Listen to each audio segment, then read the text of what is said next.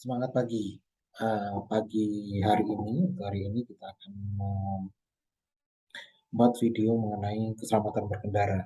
Ini adalah materi yang wajib untuk diikuti bagi teman-teman Geodipa Energi yang akan mengajukan SIMPER atau SIM perusahaan.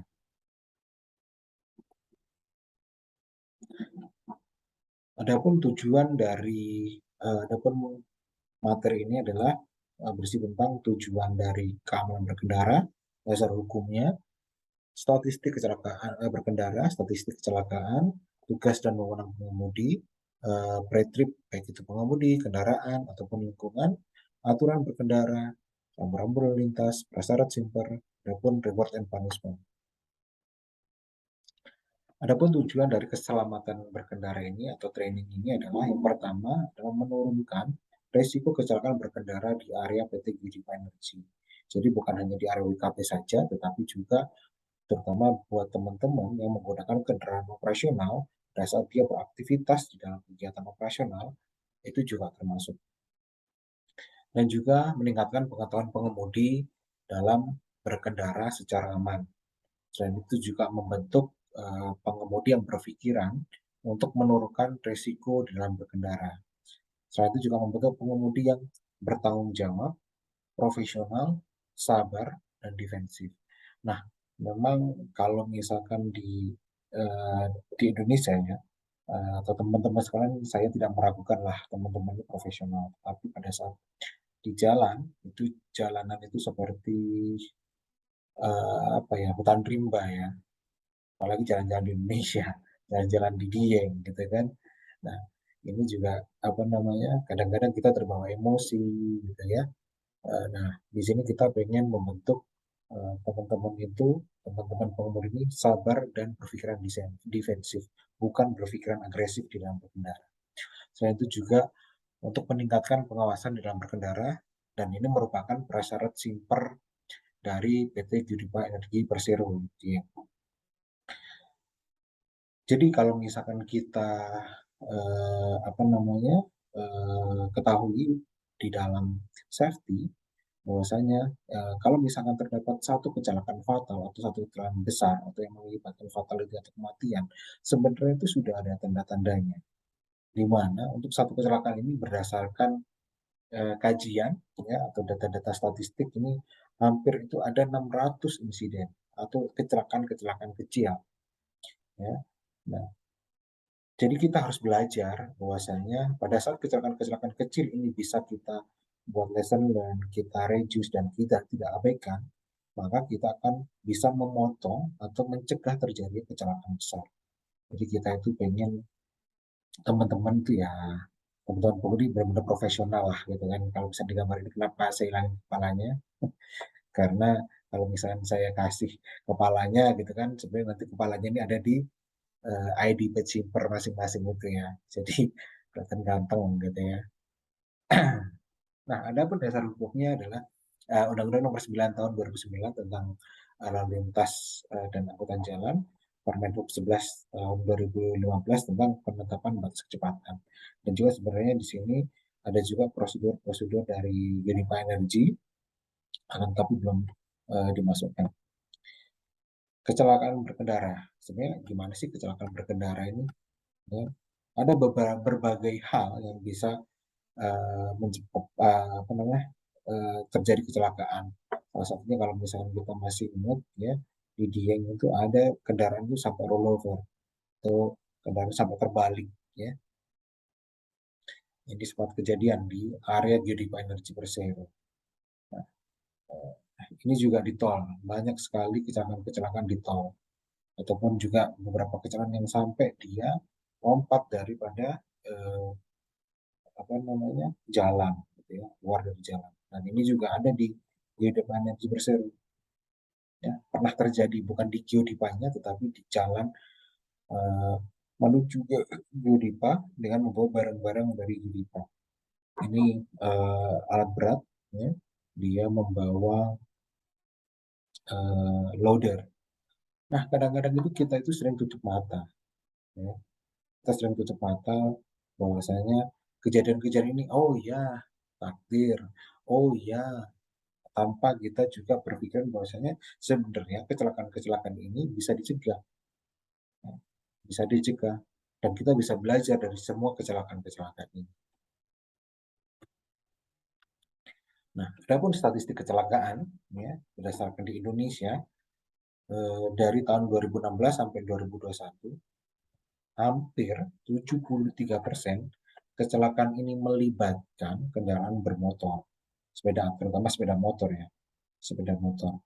Nah, jadi eh, memang karena sepeda motor ini banyak ya, terutama buat teman-teman yang berkendara, terutama di jalanan-jalanan yang memang banyak kendaraan bermotor, itu memang harus ekstra hati-hati. Atau juga teman-teman yang menggunakan motor pulang kerja, berangkat kerja itu menggunakan motor, itu harus ekstra hati-hati ya. Karena hampir 73% kecelakaan itu berhubungan dengan sepeda motor. Dan juga kecelakaan 12% itu karena angkutan barang. Nah, kalau misalnya dilihat dari data korban, dari statistik di Indonesia dari tahun 2014 sampai 2019, ini kalau misalnya di rata-rata ya, di rata-rata itu hampir setiap 3 jam itu, ya, setiap jam itu ada 3 orang yang meninggal. Ya. Jadi maksudnya itu bukan bukan oh sejam lagi 3 orang lagi, sejam lagi 3 orang, bukan seperti itu. Tapi ada yang kecelakaannya bisa sampai 10, 20, nah nanti di rata-rata selama setahun, nah itu kurang lebih setiap jam itu ada 3 orang yang meninggal gara-gara kecelakaan lalu lintas. Jadi betapa berbahayanya berkendara di Indonesia. Nah, berikut ini adalah tugas dan wewenang daripada driver ya, atau pengemudi. Yang pertama adalah memastikan unit yang dipakai ya, dilakukan pemeriksaan dan pemeliharaan secara rutin. Jadi eh, pengemudi ini wajib untuk melakukan pemeriksaan dan pemeliharaan rutin sehingga memastikan kendaraan yang dipakainya itu benar-benar siap untuk bekerja. Ikut berpartisipasi aktif dalam program K3LL karena teman-teman semuanya ini berada di lingkungan industri di QDP Energy Persero, maka wajib untuk mengikuti dan berpartisipasi aktif dalam kegiatan program K3LL. Terus memastikan kendaraan operasional yang digunakan dalam kondisi aman untuk dikendari dan fitur keselamatan berfungsi dengan baik. Jadi reliabilitas atau alat yang kita pakai ini benar-benar kendaraan ini benar-benar siap untuk bekerja. Kalau misalkan ini tidak ready, ya, tidak siap, nah ini yang bisa menyebabkan salah satunya adalah kecelakaan. Memastikan kendaraan bersih dan terawat, memastikan keselamatan dari penumpang sampai dengan tujuan, berkendara dengan aman dan nyaman, mematuhi aturan lalu lintas yang berlaku.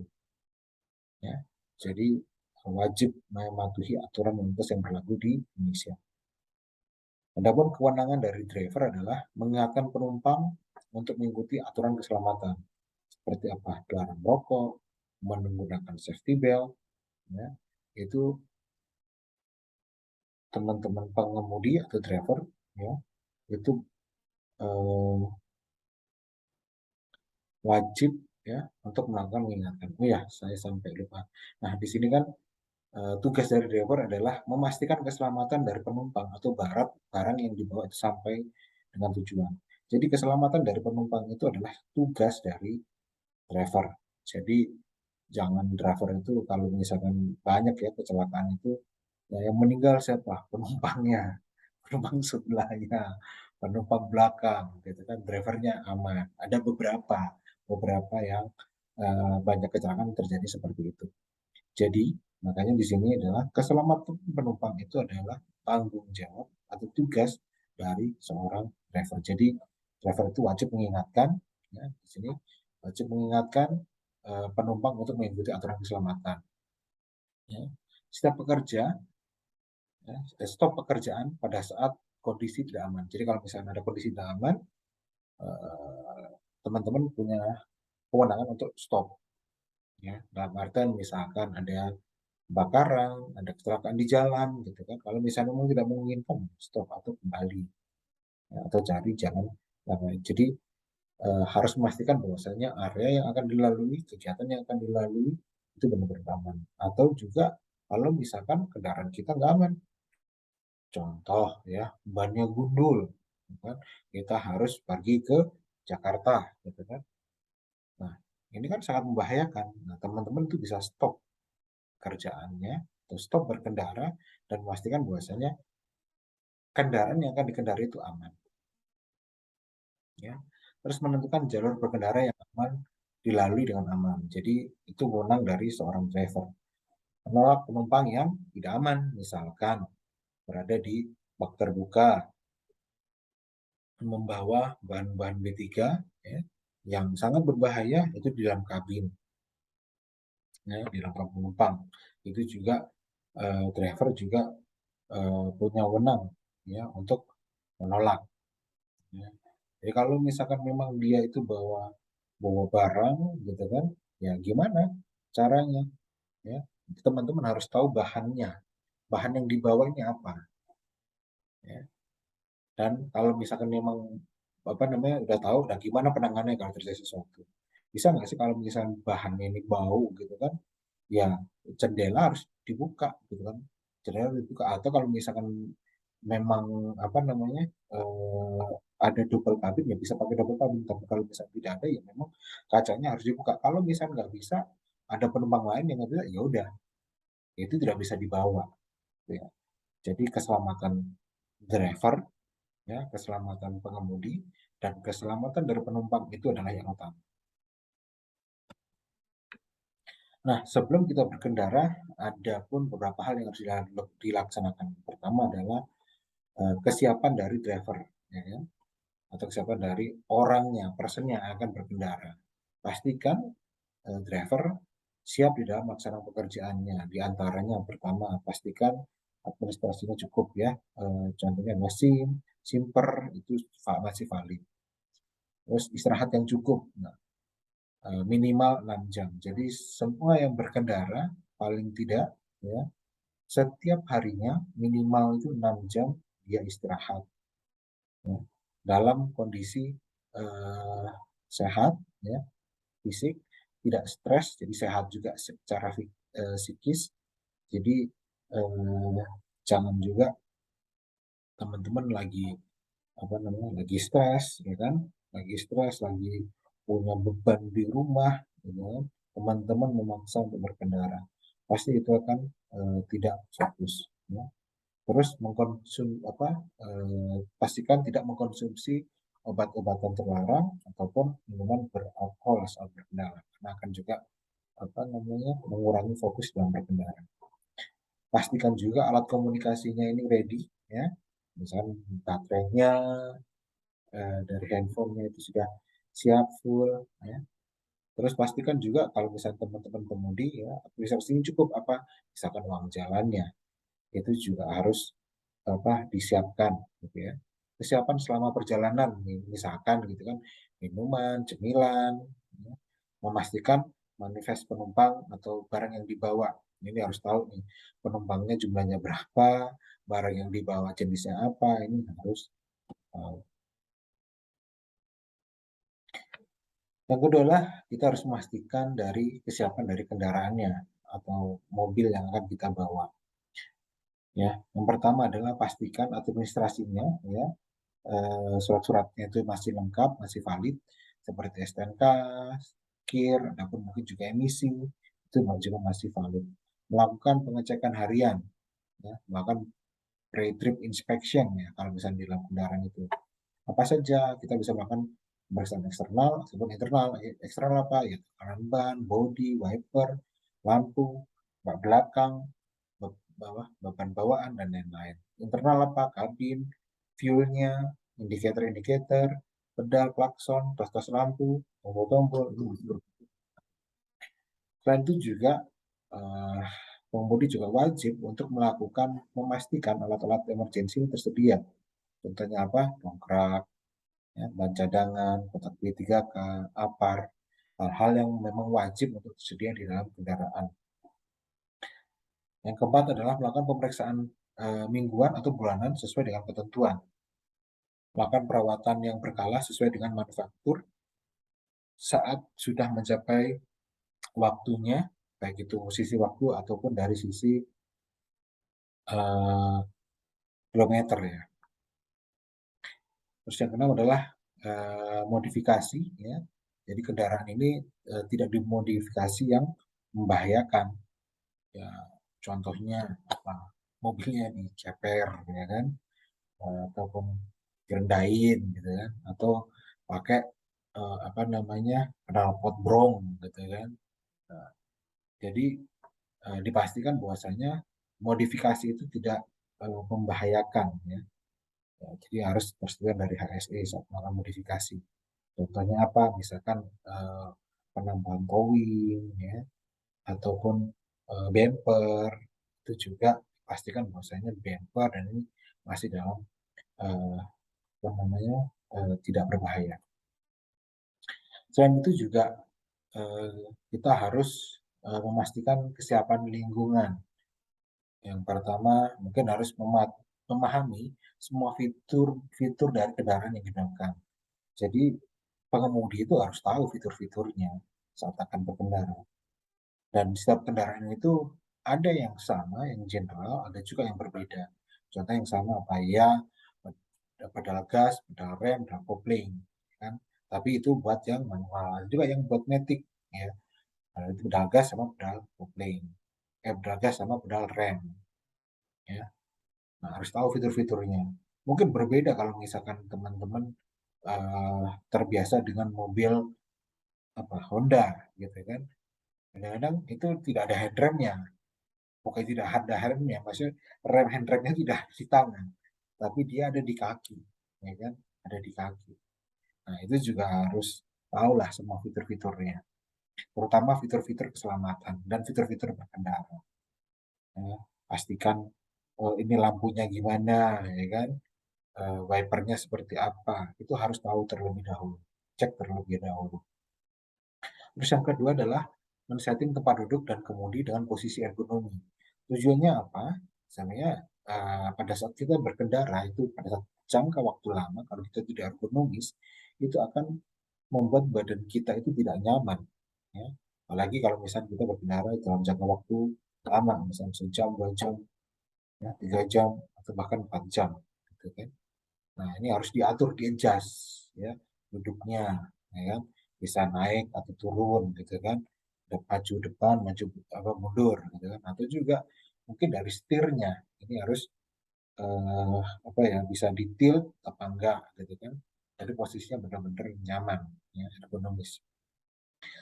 Contohnya adalah pada saat kita apa namanya memegang setir itu juga penting juga, setir ini juga posisinya harus 93 gitu kan ya, jadi kalau posisi jarum jam ini jarum jam 12 ya, jadi posisi 9 dan posisi jam 3.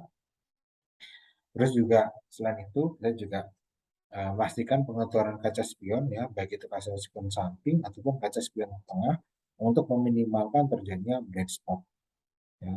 Jadi jangan setting kaca ya, kaca tengah itu buat ngaca gitu kan pada saat kita berkendara ya. Jangan narsis-narsis amat lah gitu kan. Atau juga apa namanya kaca samping gitu kan, kaca spion. Melihatnya banyaknya kemana? Ke bodi. Melihat ke bodi. Nah, jangan. Jadi memang kaca itu spion ataupun kaca tengah itu digunakan untuk meminimalkan blind spot. Ya. Untuk meminimalkan blind spot atau area yang tidak terlihat. Terus mengatur lingkungan dalam kabin senyaman mungkin. Ya jangan terlalu dingin ataupun jangan terlalu panas juga, gitu kan. Terus mengatur entertainment seperti hiburan, musik, video, GPS, dan lain. Terus melengkapi juga rencana perjalanan. Ya, jadi eh, teman-teman harus tahu rencananya kemana, jalannya kemana, tujuannya kemana, lewat mana, istirahatnya di mana. Jadi teman-teman juga harus sudah memikirkan. Ya. Nah, adapun siap berkendara. apa sih beberapa hal yang perlu diperhatikan. Yang pertama adalah saat kita memegang kemudi. Yang tadi kalau misalkan di ini sebelumnya ya, 9 ya, posisinya di 9 atau 3. Jadi tangan kiri di 9, jarum jam 9, ya, yang tangan kanan itu jarum jam 3. Nah, mengemudi yang aman seperti itu. Atau dulu juga itu bisa juga di 10-2 atau di 8-4 ya, 8-4 ya. Ini juga masih diperbolehkan. Cuman yang sekarang yang terupdate itu salah satunya adalah tidak direkomendasikan lagi, Bang. Tidak boleh, tapi tidak direkomendasikan lagi saat memegang setir itu di 10-2. Kenapa? Karena 10-2 ya, pada saat dia itu di sini kan ada airbagnya ya, ada airbagnya. Pada saat ada airbagnya itu ngembang, nah ini biasanya kadang-kadang jadinya ngehantam, tangannya juga ngehantam gitu kan. Nah itu yang apa namanya, membahayakan. Jadi kehantam sama airbag, eh, kena kita juga ke muka gitu kan. Itu salah satu yang saat ini tidak direkomendasikan. Jadi kalau nyetir itu di 93 aja. Terus eh, tadi pengemudi R93, terus driver dan seluruh penumpang wajib menggunakan sabuk pengaman. Ya. Nah, jadi eh, kita tuh masih terbiasa dengan penumpang itu hanya penumpang depan atau driver saja yang menggunakan sabuk pengaman, atau sabuk apa namanya, yang belakang itu juga kadang-kadang nggak pakai. Nah, ini kita harus mulai lagi merubah budaya kita bahwasannya penumpang belakang pun itu juga wajib untuk menggunakan eh, apa namanya, safety belt. Mungkin kalau misalkan masih ingat ya, banyak kecelakaan-kecelakaan itu yang penumpang belakangnya terlempar. Contohnya, ya kan, yang terakhir itu Vanessa Angel. Itu, ya mohon maaf saya menyebut nama, dia sampai terlempar. Kenapa? Karena dia yang di belakang itu tidak pakai safety belt. Itu sangat-sangat membahayakan. Pada saat, terutama saat jalan yang kencang, ya kan, dia menabrak sesuatu, dia akan terlempar. Jadi penumpang di row 2, row 3 juga wajib untuk menggunakan safety belt. Nah, penumpang yang di depan itu, satu penumpang yang di depan juga berfungsi sebagai navigator atau pengingat driver. Jadi eh, penumpang di samping, ya, entah itu siapapun itu, manajer dan lain-lain, itu wajib untuk membantu driver dalam berkendara, yaitu apa namanya, membantu memberikan eh, jalan, mengarahkan jalan, ataupun membantu di dalam menyiapkan sesuatu, atau apa namanya, mengingatkan, kalau misalkan apa namanya, capek istirahat. Nah itu juga salah satu juga fungsi dari navigator, jadi mengingatkan driver. Terus yang keempat juga memastikan bahwasanya seluruh pintu itu terkunci otomatis. Ada beberapa kendaraan yang sudah, terutama yang baru-baru ya, dia saat jalan itu sudah otomatis terkunci. Tapi ada juga beberapa kendaraan yang mungkin model-model lama gitu kan, atau kendaraan biasanya eh, angkutan barang, ini tuh tidak otomatis ngunci. Oh ya, ini mohon maaf, yang kedua tentang masalah safety belt. Nah, kadang-kadang safety belt itu terutama di depan, kadang-kadang itu cuma menjadi apa ya, eh, apa namanya, eh, hanya menjadi pelengkap aja. Kadang kalau misalkan apa namanya, safety belt hanya diceklekin aja biar nggak bunyi, padahal cuman nggak disabukin ke kita, harusnya di belakang. Atau juga bisa juga ceklekin tapi hanya yang di atas saja yang dicantolin. Nah, penggunaan safety belt yang tidak proper ini juga salah satu penyebab terjadi kecelakaan. Jadi gunakanlah safety belt ini dengan proper, dengan aman, ya. Baik itu driver penumpang, yang row 2, row 3 juga wajib untuk menggunakan safety belt. Terus yang kelima ini memastikan seluruh barang, ya, atau kalau misalnya teman-teman menggunakan double kabin atau kendaraan barang, itu benar-benar sudah terikat dengan baik. atau tertowing dengan benar. Kalau misalkan kalau orang apa namanya orang bule bilangnya jangan sampai barang jangan gelodak-gelodak lah ya, jangan sampai gelodak-gelodak, jangan sampai goyang-goyang gitu kan. Jadi benar harus terikat dengan benar. Ya, itu harus dipastikan, jangan sampai jatuh. Ya, kadang-kadang kita itu juga berpikir, wah cuma deket, wah cuma deket, nah udah seadanya aja, gitu kan. Itu tidak boleh. Jadi harus dipastikan bahwasanya kan barang yang dibawa ini benar-benar aman untuk dibawa. Terus ini penumpang, ya, kita juga apa namanya, memastikan bahwasanya tidak boleh penumpang itu berada di bak terbuka. Contohnya di double cabin, ya, itu tidak boleh. Kenapa? Karena teman-teman kita juga manusia juga, dia juga harus duduk di tempat yang aman, ya, sehingga jangan sampai nanti kalau terjadi kecelakaan, kenapa dia terlempar, ya, jangan sampai seperti itu. Nah, selain itu juga kita harus sebelum beraktivitas kita juga berdoa juga sesuai dengan pekerjaan masing-masing. Nah, ini videonya bisa dilihat.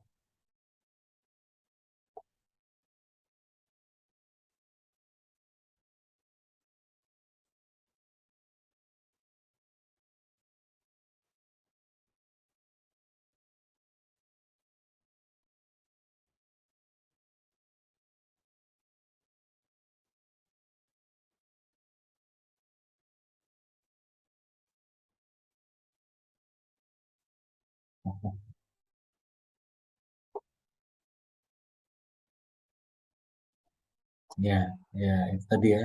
Jadi bagaimana pentingnya safety belt itu digunakan oleh penumpang di row kedua ataupun row ketiga.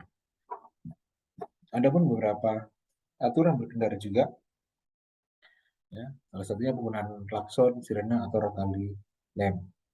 Ya.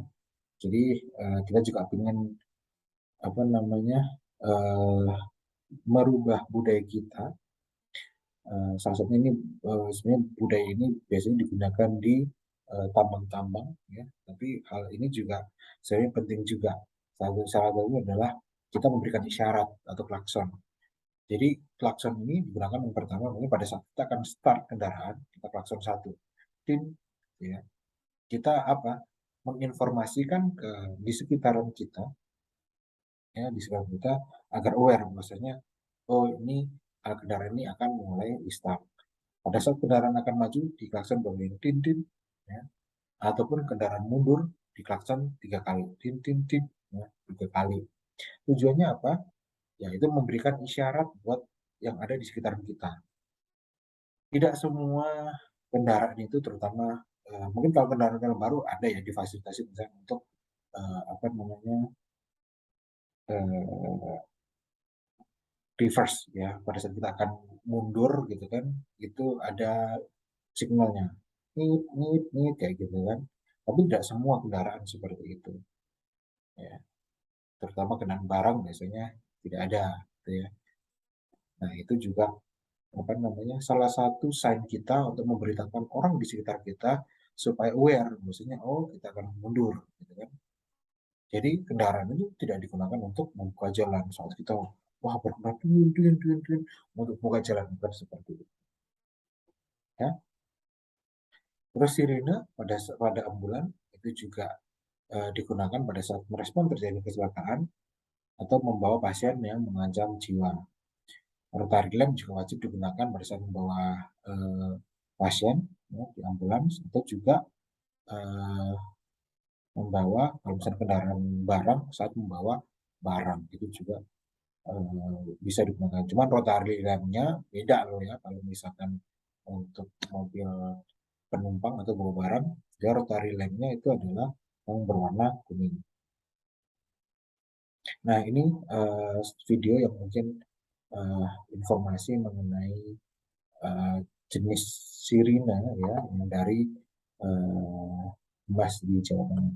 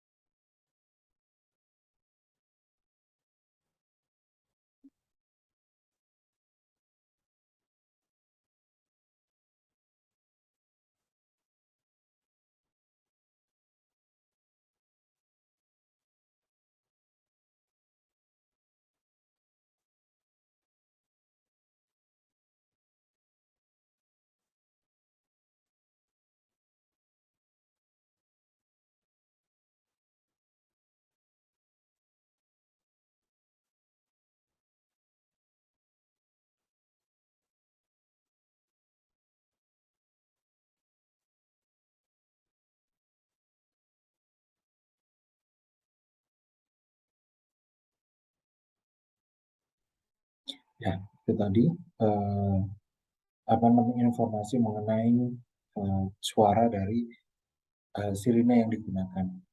Ya memang saat ini belum ada standarnya yang kami tahu gitu kan. Tapi salah satu yang bisa menjadi salah satu acuan adalah yang tadi presentasi yang tadi ya video yang tadi. Nah ini aturan berkendara, salah satunya adalah jarak aman. Nah jadi pada saat ada alat berat itu beri jarak pada alat berat dan jangan mendahului saat belum mendapatkan izin atau tanda. Jadi saat ada kendaraan berat, ya, kendaraan berat yang lewat, itu teman-teman tidak segampang-gampangnya oh langsung lewatin gitu kan ya.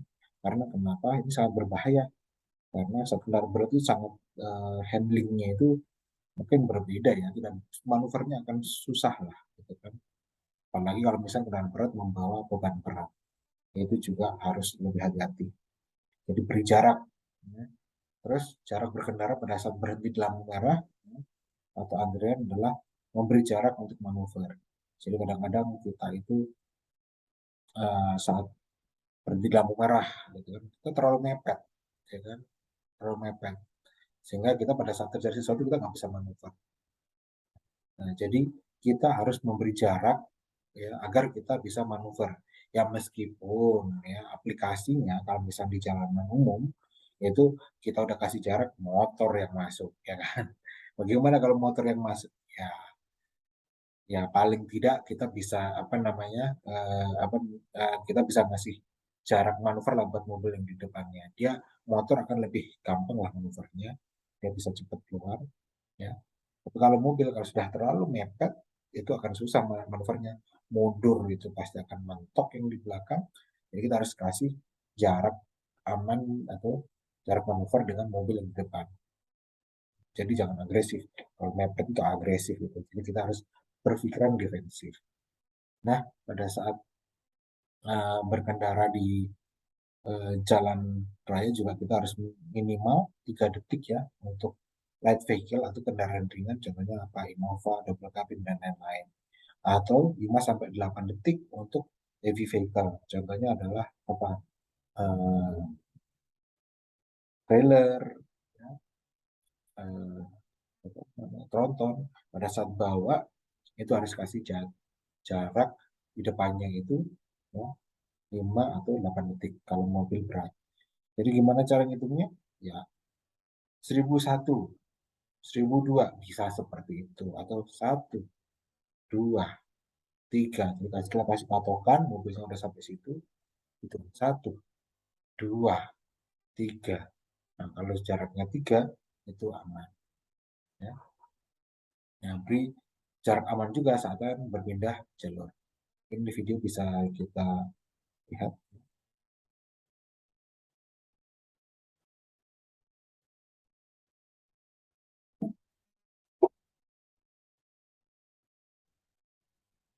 Jadi harus ngasih jarak kita.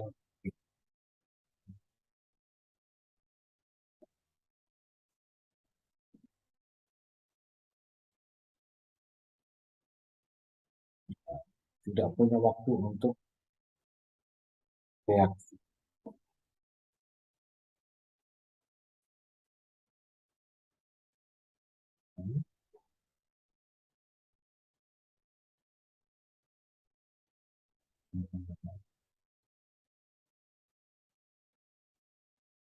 Kalau belum apa juga.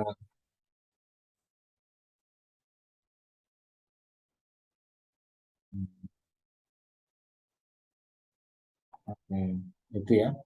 Jadi cara menghitungnya saat ada patokan ditambah kita bisa ngitungnya 1001, 1002, 1003 atau bisa saja kita kayak ngitung detik aja 1, 2, 3 ya. Kalau kita kecepatan di posisi yang sama gitu kan kemudian 2 detik nih kita harus mundurin kasih jarak ya. Aturan lain adalah fokus dalam berkendara ya. Yang pertama adalah yang harus diperhatikan saat berkendara, dilarang merokok saat berkendara. Jadi teman-teman baik itu driver ataupun penumpang, ya, pada saat akan merokok lebih baik istirahat aja. Tapi pada saat berkendara itu tidak boleh merokok, apalagi merokok di dalam eh, apa, mobil. Ya. Dia menggunakan telepon saat berkendara, apalagi ini texting atau SMS-an atau menulis pesan WA itu juga tidak eh, tidak boleh. Ya. Dilarang balapan atau agresif driving. Ya. Dilarang menyalip kendaraan yang berbelok pada saat biasanya pada saat ada kendaraan dia sudah ngasih sign, misalnya kita di jalan lurus di, ya, tiba-tiba kendaraan di depan kita akan belok, dia udah ngasih sign. Kadang kita itu langsung ngambil kanannya. Nah, pada saat kita langsung ngambil kanan itu biasanya, ya, yang dibelokkan ini, yang di depan kita atau depan yang apa namanya, mobil yang mau belok, motor atau apa, dia akan juga berusaha untuk apa namanya, misalnya dia mau belok ke kanan gitu kan, ke arah kita gitu kan, ya, dia pasti akan merasa biasanya oh aman gitu kan, dia langsung kadang-kadang apalagi motor, ya, dia tiba-tiba langsung nyelonong aja gitu kan. Itu teman-teman harus hati-hati ya berpikir seperti itu. Nah, jadi kalau misalkan ada yang mau belok kanan atau kiri, mendingan pelan-pelan saja, tunggu dia untuk berbelok. Atau kalau misalkan mau menyalip, ya, ya benar-benar harus pelan-pelan, memastikan bahwasanya aman. Ya, mungkin dia apa namanya, nunggunya lama gitu kan. Ya, teman-teman kalau misalnya memang ada space, ya silakan nyalip, tapi harus pelan-pelan karena dipastikan bahwasanya depannya itu benar-benar apa namanya aman untuk disalip, ya. Terus selalu perhatikan terhadap rambu-rambu lalu lintas, ya. Utamakan pejalan kaki dan kendaraan darurat, ambulans, pemadam kebakaran, polisi, ya. Itu jangan apa namanya, diutamakan, ya. Kita harus kasih jalan. Kalau misalkan ada ambulan, kita harus kasih jalan dia. Kalau misalnya bisa ke kiri, ya kan, kasih jalan. Terus kurangi kecepatan di zona sekolah. Mungkin bisa dilihat ini bahaya dari texting, ya, atau SMS.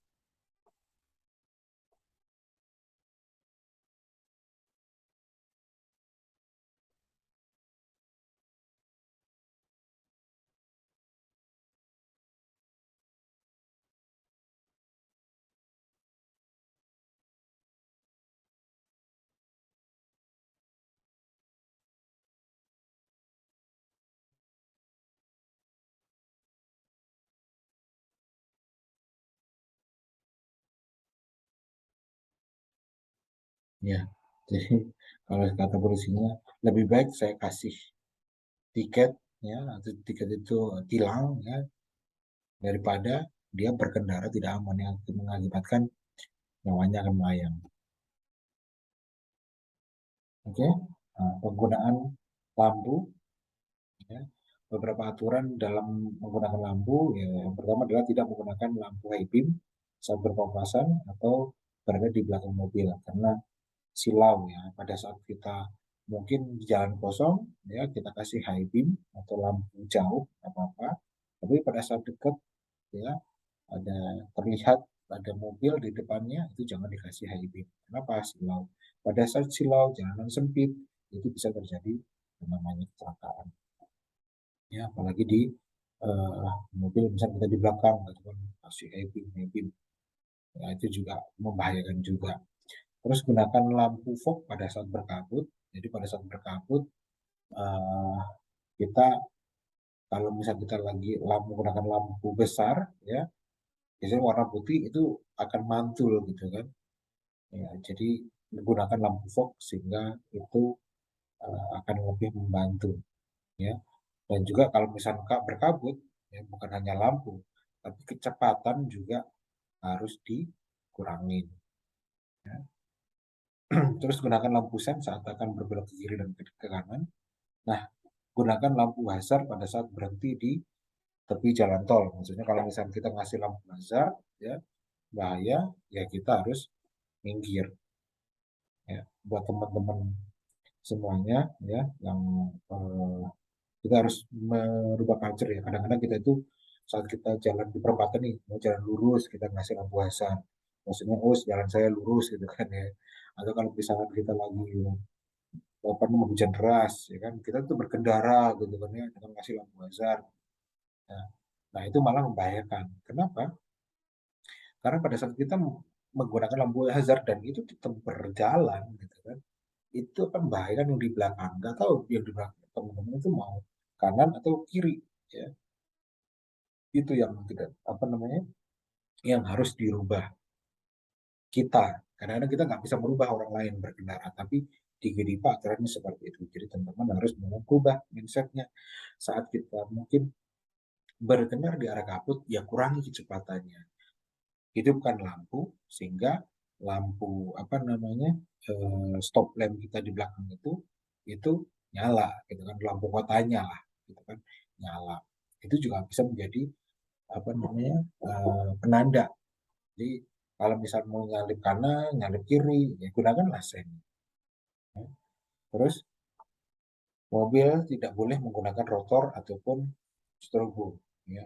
Jadi teman-teman tidak boleh menggunakan rotor atau strobo kecuali yang tadi ambulans atau juga mobil mobil pengangkut barang ya atau mobil besar. Strobonya itu juga warnanya warna kuning. Nah, eh, adapun kalau misalnya kita di persimpangan ya, pada saat di persimpangan itu tidak ada rambu-rambu lalu lintas, yang pertama adalah stop di persimpangan ya, amati kendaraan kanan dan kiri. Ya. Nah, pada saat stop atau berhenti, ikuti arahan lalu lintas atau utamakan kendaraan dari area main roadnya, ya, jalan utamanya. Jadi stop, berhenti, dan utamakan pejalan kaki. Ya. Terus berikan tanda belok kanan ataupun kiri. Jadi pada saat kita ada melihat terutama ini ya, ada sign stop ya. Jadi kalau misalnya teman-teman di jalan itu ada sign stop, tidak ada lampu-lampu lalu lintas, ya, teman-teman itu diharapkan untuk berhenti sebentar ya, melihat kanan kiri aman, baru teman-teman silakan melanjutkan ya belok kanan atau kiri. Nah, pada saat segitiga terbalik ya, itu pun harus berhenti dan mengetahui kendaraan yang di depannya. Nah, nah inilah kalau lampu merah nih ya, ini ngingetin lagi ya. Pada saat lampu kuning ya, teman-teman itu bukan siap-siap padam gas ya. Biasanya kan apa namanya hijau, ya kan, eh, kuning dulu, baru merah ya. Jadi teman-teman itu kalau misalkan apa namanya kuning itu bukan menandakan teman-teman harus injek gas, tapi menandakan bahwasanya hati-hati ya, teman-teman harus mulai mengurangi kecepatan ya dan bersiap-siap untuk berhenti. Ya, pada saat kita lampu merah ya harus full stop di sebelum garis ya. Pada saat lampu mati ya gunakan prosedur yang tidak ada gas. Jadi harus tidak ada lampu-lampu gas. Jadi kalau misalnya ada lampunya mati, jadi harus pelan-pelan di perempatan, kita lihat kanan kiri aman, baru kita jalan ya.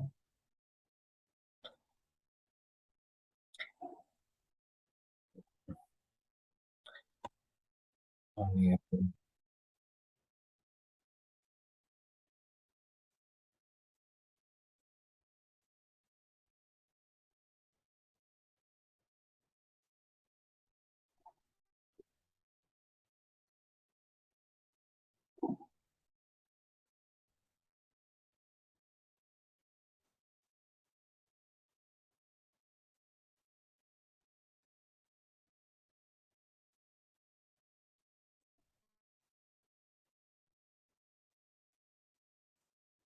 Jadi di persimpangan itu kontrol atau yang tidak kontrol.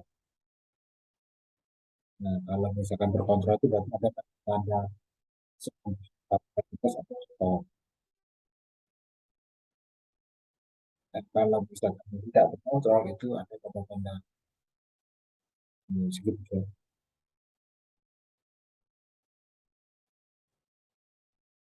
Nah, jadi pada saat stop baru bisa muncul, baru bisa jalan. Ya.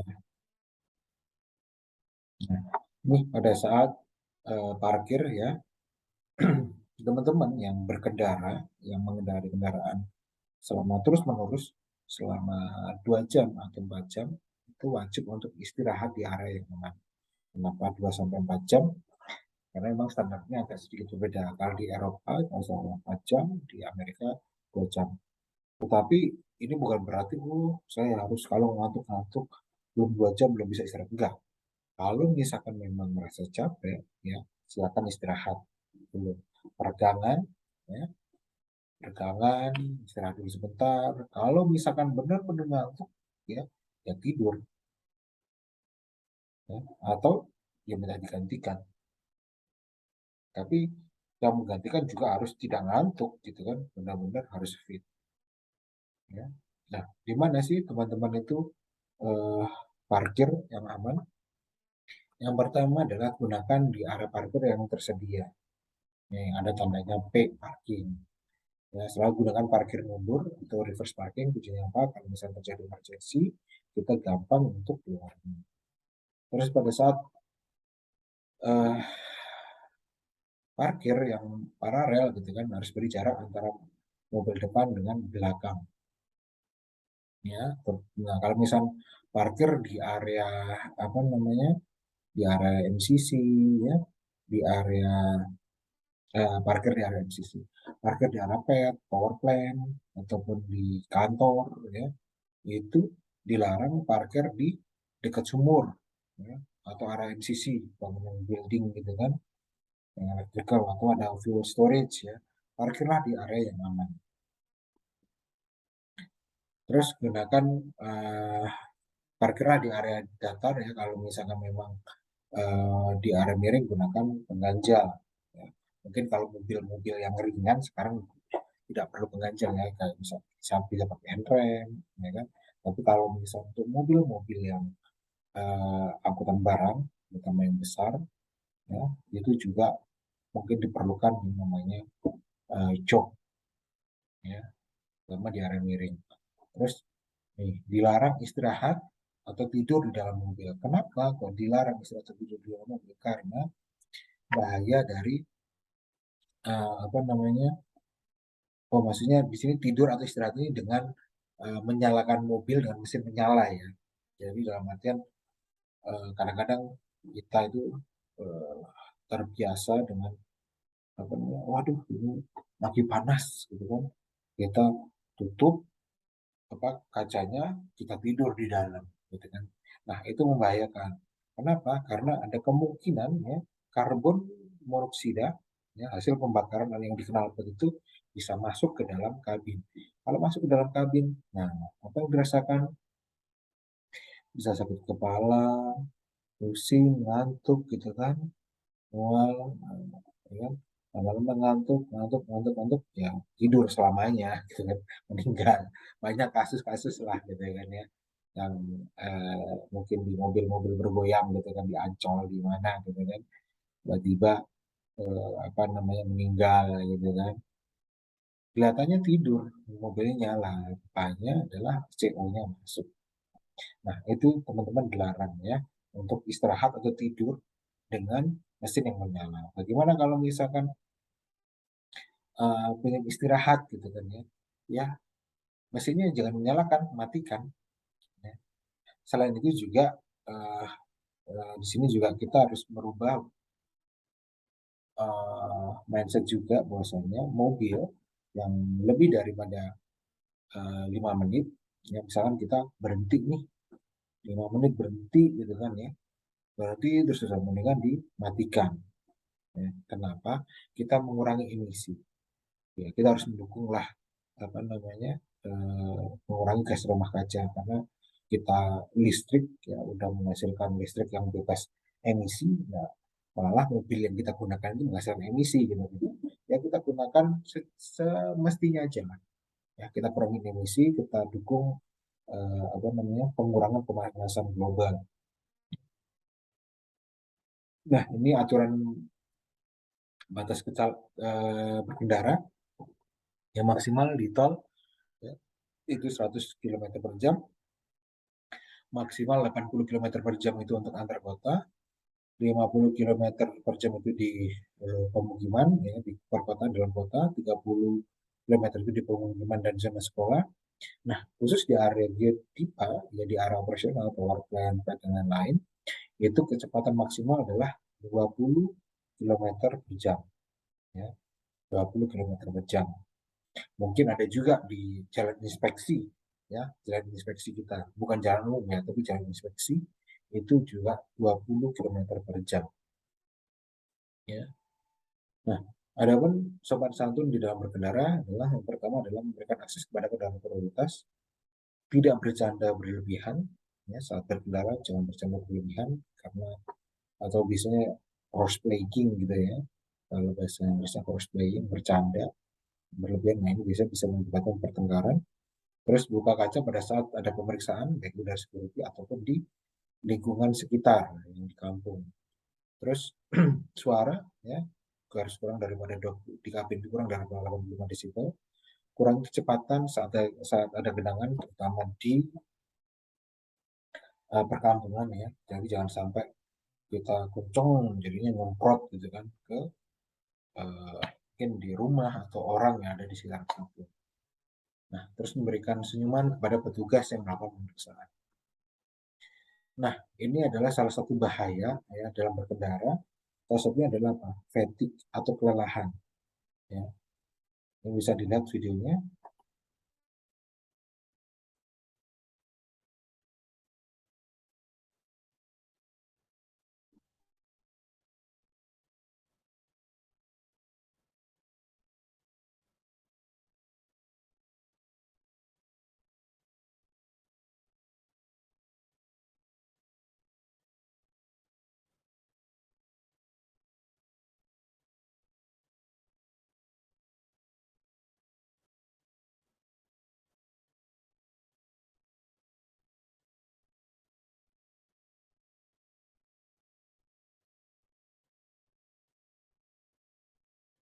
Jadi stop dan istirahat sebelum itu terlarang.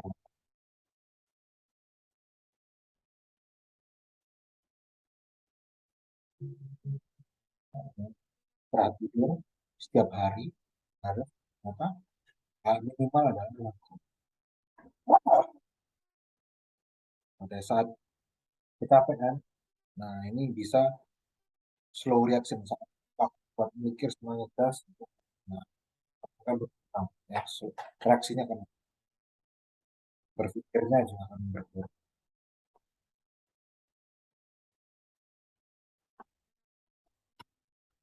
Ya. Nah, ini salah satu bahaya juga adalah jarak pandang yang terjadi baru-baru ini di tahun 2022 bulan September kemarin. Kenapa? Karena ada asap di jalan tol. 14 September, asap di jalan tol karena pembakaran rumput itu nggak terjadi lah. Ada yang meninggal. Bahaya juga nih.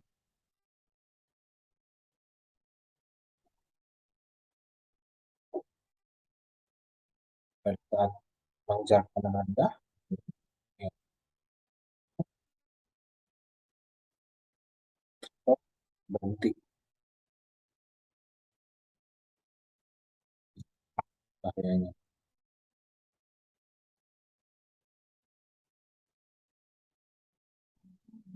Nah, ini juga bahaya lagi pada saat terutama di jalan tol ya atau di jalan raya aquaplaning. Ya, aquaplaning itu jadi ada genangan, nah kita kencang.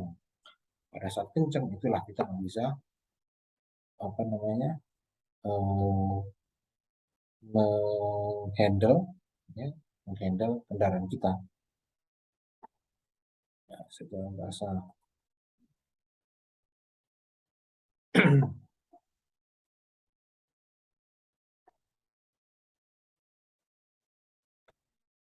Nah, ini beberapa rambu lalu lintas ya.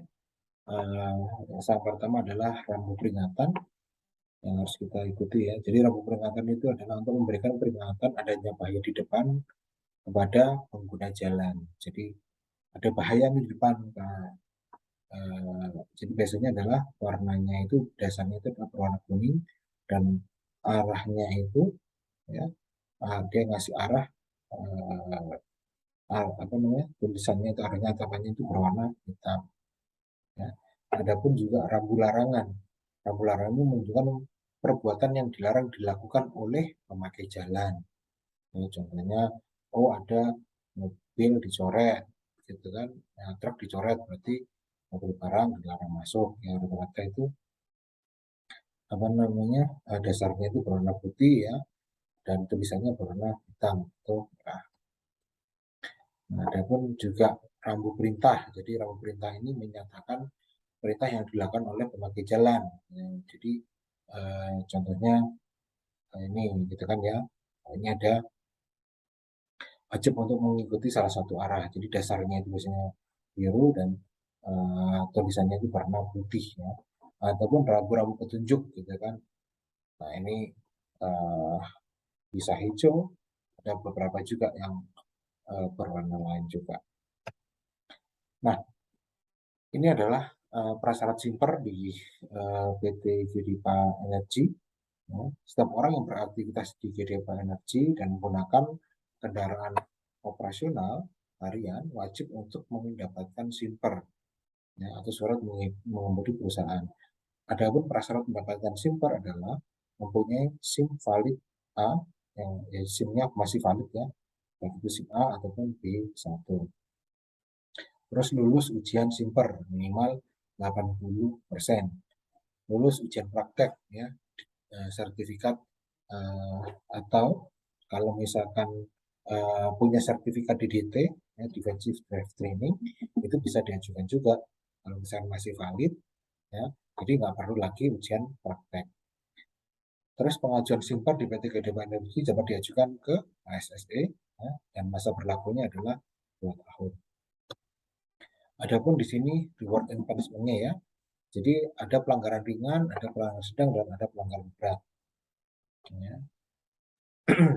Jadi adapun pelanggaran ringan kalau misalkan melakukan tidak melakukan reject, overspeed, berkendara ugal-ugalan, ya istirahat tidur dalam kendaraan yang mesin menyala, gitu kan, tidak mengutamakan jalan kaki, tidak menjaga kebersihan kendaraan, tampak lusuh, tidak rapi, yang melanggar lalu lintas tapi tidak mendapatkan surat tilang. Nah, ini itu akan mendapatkan uh, hukuman ringan. Ya. Apa hukuman ringan? Ya, melakukan teguran dan teguran secara verbal dan dicatat. Nah, bagaimana kalau misalkan ini terus-terusan, 5 kali terus-terusan, nggak ada perbaikan, gitu kan ya, akan diberikan pelanggaran sedang. Apa sih pelanggaran sedang itu? Jadi misalkan dia 5 kali melakukan pelanggaran dengan yang sama, gitu kan. Terus tidak memiliki SIM atau simper, tidak menggunakan safety belt saat berkendara, membawa penumpang di bak terbuka, dibawa pengaruh eh, alkohol, ya, merokok dalam kendaraan, telepon atau texting saat berkendara, kecelakaan yang perlu perbaikan lebih daripada 3 hari, dan atau kena denda tilang dari kepolisian. Apa sih eh, hukumannya ya? Ini akan dilakukan pelubangan simper. Ya. Jadi simpernya akan dilubangi dan akan diberikan surat tertulis, surat peringatan pertama, surat peringatan kedua, surat peringatan ketiga. Nah, pada saat apa namanya tidak ada perbaikan, ya, tidak ada perbaikan peringatan pertama, ya kan? Tidak ada perbaikan peringatan kedua, peringatan ketiga. Nah, akan dilakukan evaluasi, ya, dikasih pelanggaran berat. Ya.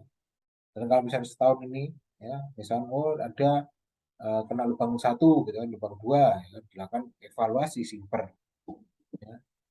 Jadi setiap ada ada apa namanya punishment itu juga akan dievaluasi, lakukan evaluasi untuk simpernya. Ya. Apa sih pelanggaran berat? Kalau misalkan 3 kali pelanggaran sedang yang berturut-turut selama setahun, ya. Kecelakaan mengakibatkan korban jiwa, ini otomatis akan di apa namanya diberikan sanksi berat, di bawah pengaruh obat-obatan terlarang, nah, atau yang tidak resep dokter, melakukan pengancaman secara verbal, teks, intimidasi, berkelahi, atau pemukulan akibat berkendara. Ya, ini juga akan bisa kita berikan sanksi berat. Ya. Jadi makanya kenapa kita pengen membentuk teman-teman ya, teman-teman driver, orang yang berkendara di area Gedipa itu memang harus sabar. Kalau misalkan nggak sabar, ya udah, mungkin bisa berkendara di tempat lain, tidak di Gedipa. Ya. Nah, bagaimana pelanggarnya? Kalau misalkan melakukan satu pelanggaran berat, satu pelanggaran berat, itu akan dilakukan pencabutan SIM selama 1 tahun. Ya, mungkin itu sharing atau pelatihan kali ini. Ya. Nanti teman-teman juga akan dievaluasi secara tertulis. Semoga uh, ini bisa memberikan budaya baru buat kita, sehingga kita bisa berkendara dengan lebih aman dan tidak terjadi kecelakaan di PTG di Banyak Jurusan. Mungkin itu saja saya sampaikan. Terima kasih. Kalau misalnya ada pertanyaan, teman-teman bisa langsung bertanya ke teman-teman HSE. Oke, oke. Selamat berkendara.